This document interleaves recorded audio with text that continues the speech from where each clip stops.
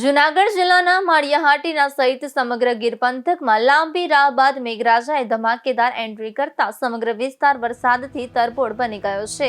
ચોમાસાના પ્રથમ જ રાઉન્ડના 24 કલાક દરમિયાન માળિયાહાટીના શહેરમાં 175 મીમી જેટલો સારો વરસાદ નોંધાયો હતો, જ્યારે તાલુકાના ગીર બોર્ડર વિસ્તારના અનેક ગામોમાં 3 થી 7 ઇંચ સુધી વરસાદ વરસતા ખેડૂત અને સ્થાનિકોમાં ખુશીનો માહોલ જોવા મળ્યો છે.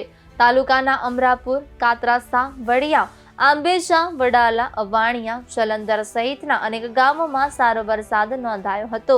આ ઉપરાંત વન વિભાગ હેઠળ આવતા બાબરા, વીડી, ચરખડા, વીડી સહિતના વિસ્તારોમાં પણ મેઘરાજાએ મન મૂકીને વરસતા કુદરત હરિયાળી તરફ આગળ વધી રહી છે. ભારે વરસાદને કારણે માળિયાહાટીના શહેર નજીકથી પસાર થતી લાઠો દરિયા નદી, મેઘલ નદી અને પાંડરવો નડામાં નવા નીર વહેતા થયા છે.